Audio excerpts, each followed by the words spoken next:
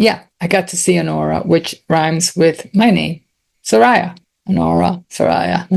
And the meaning of the name, bright. Igor looks up Anora's name, intrigued by her to some degree, right? For him to look up her name right away. So let's talk about the movie. And the whole Igor thing is a really important part in this whole movie and how he came into it later on, right? But let's look at it. I'm going to look at it my way as a transgender woman watching this movie for the very first time. I love the character that Mickey Madison played, Anora. I liked her. I liked her a lot. It felt real. It didn't feel like she was playing it up. I've always been fascinated by the sex worker, stripper vibe. And let's also remember, let me remember that Sean Baker, who directed it, I think he wrote it, also did Tangerine. I'm going to make a little bit of comparisons with Tangerine. I love how this movie has like the domino effect. Like a person takes an action to do something, and then Anora got involved. It got persuaded by this young man's wealth, letting her know, telling her that he loves her and the week for 15 grand. And they clicked. It was cute. They genuinely had a connection there, as a casual one, but a connection nonetheless. So the domino effect, yeah, that was played out a lot during the movie. And that transpired through Tangerine, the actions of one person and the lies and the deception and how it affects this whole group of people. I mean, in Tangerine, there was an element of violence too, of abduction, of taking that white girl all through LA with no shoes on to get to the truth. The same was here. They abducted Annie to get to the truth, to find Ivan. And all the lies in Tangerine, and what happened at the end, the lie that the friend told the other friend, and everything blew up. And then at the end, you know, they connected, right? And in the movie, the one friend lends the other friend who's pissed off and deflated, the wig. The wig is the transfer to solidify a connection that I care about you. And then in Anora, the wedding ring, holding on to the wedding ring that Igor had and handing it over to Anora. It was a confirmation of I care about you and I was looking out for you, even though I almost assaulted you because she was a feisty one, that Anora. Oh, she whooped ass. Her anger and her self-preservation. Obviously, she was good at protecting herself and good at standing up for herself. And she had no fear, right? Igor, you know, didn't want to hurt her. The term of you're a faggot ass something, I didn't care for that. Why didn't you rape me? You know, because you're a faggot ass. I was like, damn, girl. I know she went through a whole lot through that situation. But even in the diner, what's a faggot ass? Whatever. And then later on, she has that conversation. She's pissed, right? Her dreams are shattered.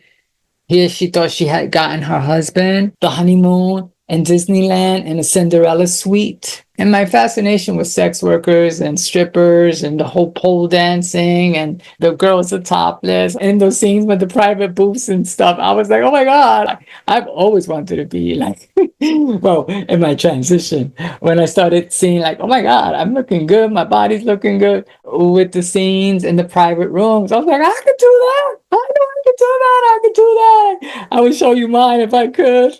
I could do that. I could do that. Trump is going to cut my Medicare. So, you know, I need to find some work. I'll do that. Oh, that's easy, man. I'll let somebody touch me. I don't get touched all the time. I'm touch deprived. Speaking of touch deprived, my reviews are not so much scene by scene. My reviews are like, what is this telling me? What is rooted in the profession that Annie has chosen and looking for that savior to come? She was a great negotiator of her fees. She was great. She was just real clear about what she needed. Where did all that come from? When they talked about meeting parents and stuff, and she's like, well, my mother's in Florida with her man. So the mother is not married, or maybe the mother is. Where's the father? Looks like Anora was living with the sister. So it was that being so allured by the money by Ivan. And he was extremely generous, and she thought she got her catch. And basically, Isn't that what we're all looking for? Is that person that's going to provide for us and take care of us and we can have fun with. And they had a blast. She was very happy. He asked, are you happy as they're getting massages? She goes, I'm very happy. Yeah, of course. Right? You don't have to work. You're partying all the time. You're doing the Eddie Murphy. Party all the time, party all the time, party all the time. Yeah, it's cool, right? In a big old house. You ain't got to do shit. You got to do nothing. So she got trapped. She got baited in. She was just a little older than him. Not only was she looking for money, she was looking for the connection and she was looking for love, right? And I think for me, if I was probably born in the right body and was able to use it at a young age the way Anora did, if I had more self-confidence about my body, I think I would have been a sex worker. I would have been a person who was engaging in a lot of compulsive sex or very casual, risky sex. So I'm going to talk about maybe where Anora came from, because we go all the way to the end, Igor giving her the ring, and then her reaction to that, which warmed her up, right? She took off her coat. I was like, really? I'm gonna just go and give it to him. I was like, I got it. I was like, she confuses caring and affection with having to give of herself. You gave me the ring and you care about me, right? You gave me the ring. You told me not to tell Taurus. When she hated this guy, she hated him, what he did to her and how this whole thing was traumatizing to her. Like they come out of nowhere. And then just the exchange of the ring. You know, she's looking at how he, before the ring exchange, she's looking at when he drops her off, how he takes her luggage up, the glass of vodka. She didn't see that then, but she was just in trauma. The whole thing was happening so fast. The glass of vodka that he gave her. Like he was steady, steady, steady looking out for her the whole time. And she didn't catch it, right? She was just so angry. She wanted Ivan. She wanted Ivan to stand up for himself. Ivan wouldn't. The mom came and he melted. He turned into nothing. She got to see that. She, as the wife, meant absolutely nothing to Ivan. The mom had the power. And in a lot of ways, the mom was just like her, a tough ass. A tough ass just like her. And the father was a lot like Ivan, a wimp ass. You know, I love Anora because I'm so quick to say, you're such a fucking pussy to guys. Like, because I grew up having to fence for myself for everything, everything, everything, everything, everything, everything, everything.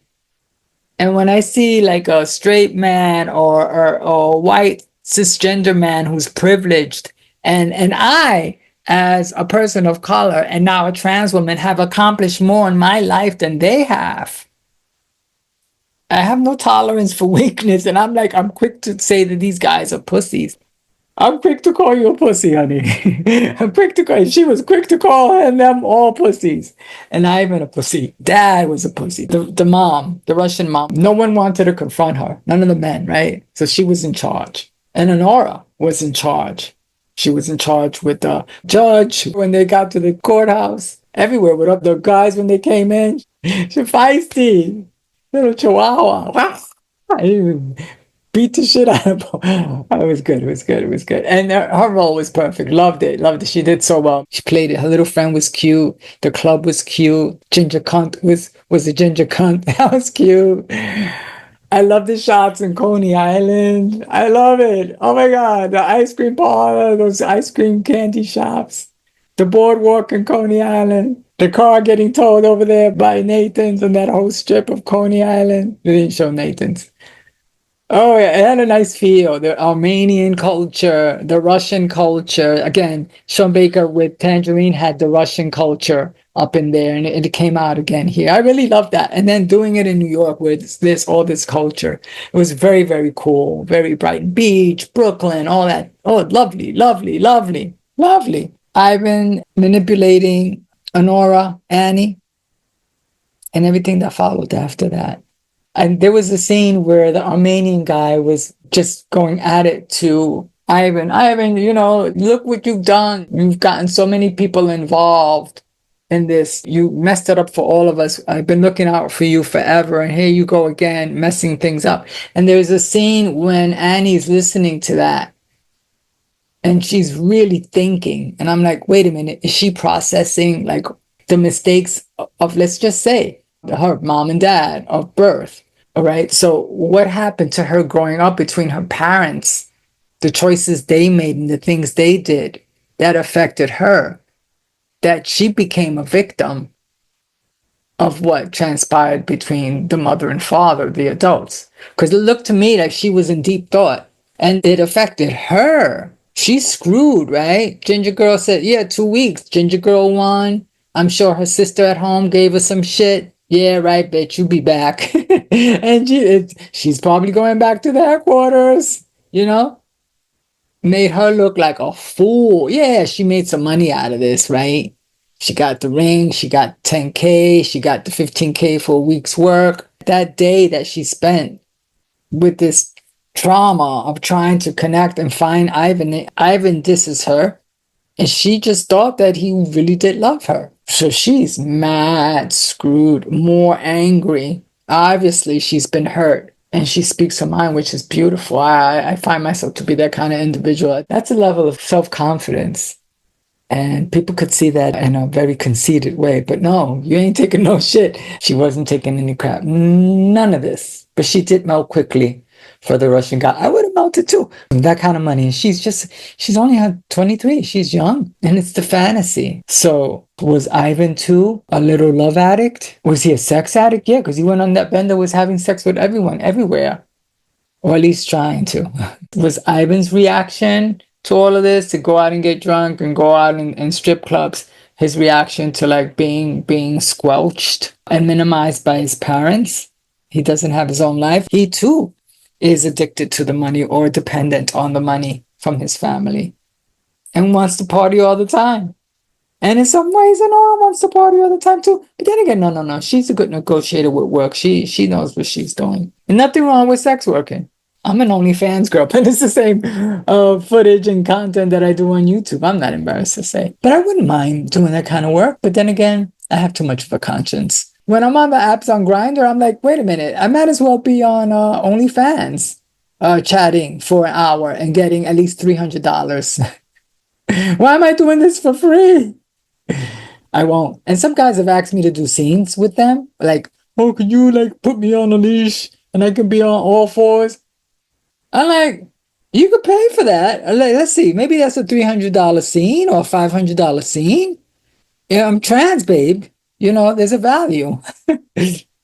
Well, just Soraya has a value, but you know what I mean. Sometimes some of us, that's the work we take. There's nothing wrong with that. So what will I say about this? I was disappointed, but then it was really cool because she gets on top of Igor at the end, right? She gets the ring. So she reverts into a man has shown that he maybe cares about me.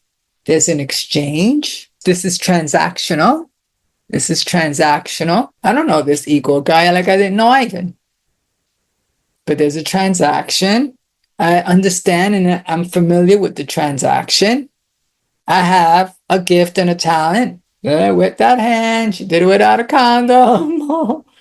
He got taken to another planet, and then she kind of comes to and kind of starts beating up on him a bit. And I guess she's then maybe relating to like how this transaction is again happening. She's making it transactional. She's falling for it again. And I think she realizes that someone that she hated, that could have assaulted her, could have raped her, but he was a fucking ass faggot. Like, really? We gotta go there? Was that really necessary? Was that line? Was that whole thing necessary? And then she comes out of it. Then she gets in touch with her grief and her trauma. He was going to kiss her. And that's when she cut it. And that's when she got angry. And then she starts sobbing. And he like hugs her. Who does this speak to? Oh, it could maybe speak to those individuals, women who've been neglected, who've been abused as children, who in transaction is when they're seen and when they come alive.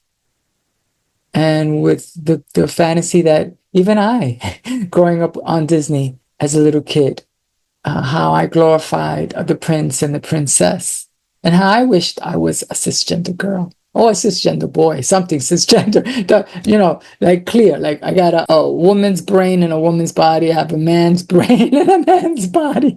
I had a woman's brain and a boy's body. I didn't know what to do with that. But I remember the whole fantasy with Disney, the Tina, the ballerina, the Cinderella, the Snow White, the prince, the princess, being found by the prince because I can fit into the shoe. Well, I'm found, and now I'm living with the prince in his castle. And just like she was found by a prince and lived in his mansion, wherever that was, Brighton Beach. It was pretty. Big, beautiful house. It's the fantasy we all have. Even as a dude that I knew I was queer and I couldn't come out, I was almost going to pursue more intently a relationship with a woman who was willing to take care of me. I had my record store and I was a DJ, but I wanted to party, smoke, weed, drink alcohol, eat all the food I wanted. I was making money, but that she would actually be a more stable income generator who could maybe be also the breadwinner. But then again, my family, just like this family, but not quite that to that degree of wealth, but my family would have subsidized my lifestyle, my being married and having a wife and having kids. As long as I did that, I wouldn't have had nothing to worry about. I would have had the house, I would have had the cars, my parents, my mother especially. She would have subsidized that if I would have done what she wanted. And that's the same thing here with the Russian family and with Ivan. They wanted him to be responsible, work, and they're going to work for the family. He didn't want to be connected to the family, to that family. Like I didn't want to be connected to mine at an early age. Even in church, when I gave my review of Conclave, that I was an altar boy. I wanted to get the hell away from my family. I didn't even want to sit with them. And I thought, oh, if I'm an altar boy, I don't even have to sit with them. I'll be up there. I'll be away from them. Closer to God. Save me. Save me from my family. Or the scene too with the Armenian godfather was telling those young brown men of color, maybe who knows what nationality, were they Russian too? Oh, you kids don't care. You're just worried about what sneakers you could buy. And that's what all you're about. Like, yeah, like how the young people are. Y'all don't care. I'm just showing you a picture. I need your help. But we don't care about you. Fuck you. That's what this culture has come to. It's going to get worse. It's getting worse. There were some scenes where I got emotional at the very end with that. She started crying. Like, I looked at her face. Because I tend to cry in the drop of a time lately for everything, Should have seen me when I was watching Emilia Perez. I was booing. Oh, it's the trauma. And in that scene, she was getting in touch with all her trauma. And the whole, again, with the transactional thing with men and money and things. After that scene, she's like, listen, Igor, go get my luggage. I'm moving. You probably would have said, yeah, I'm going to go to my grandmother's apartment. Do you like my car? No, it's my grandmother's. She was so mean. It's like me. One of my boyfriends at early dating as a trans woman, he goes, oh, you're a blue meanie, Soraya. You're a blue meanie. That's from Yellow Submarine. The blue meanies. No, I'm not. No, leave me the fuck alone. Leave me alone. Shut up. Get away from me. Fuck you, you fucking pussy. You just play poker at night. You don't even hold a job. You're judging me. I got my own place. It's not the same apartment that I grew up in. Rent stabilized. My parents passed away, and I'm still here with a 2-bedroom apartment, but 1 bedroom is full of dead bodies. I was like, what's in the other second room? What's in the second room? I was like, oh my God, he doesn't want me to know. There must be dead bodies in there. I can't be dating this guy. And he's sleeping in a twin-size bed with sheets of naval designs. And he's a grown man in his 70s in a twin-size bed. A white man. You got to be kidding me, bro. Why haven't you grown up? Why are you still a Toys R Us kid? And with a room that you won't open up, I don't know what's in there. I got to stop dating you, bro. Then he has enough to come to my place. I cook him a nice dinner and he starts criticizing my decor and different things in my house. I kicked him the fuck out. I said, you fucking pussy, get the fuck out of here. That relationship didn't last. You're supposed to be my man? Go back to black. We only said goodbye with words. I cried 100 times. You go on back to your mother, Ivan. And I go back to the stripper club where Ginger Cunt is gonna make fun of me, like give me grief for the rest of the time that I'm working there. I'm gonna have to fight her again. Oh, poor Annie. Girl, but she got ducats still out of the deal. I know this was just a story, but I hope that she can look at the whole transaction piece. Yeah. I fly to the clouds just like that too. You meet somebody and you get all excited and you just really quick. It's not as bad as it was before for me, but it's still there. All these little fantasies about what that person could, the symbolism of people so quick. But she was really young, so I can let her off the hook. As I age, I have to watch that.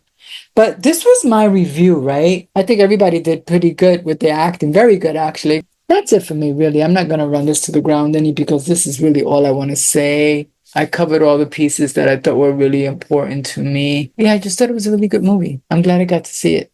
So that's my take on it, y'all. Take what you want and leave the rest. All right. So y'all have a really good day. Trans Mama loved this movie. Trans Mama loves you. And we'll talk soon. Okay. Bye. Mwah. Mwah. Mwah.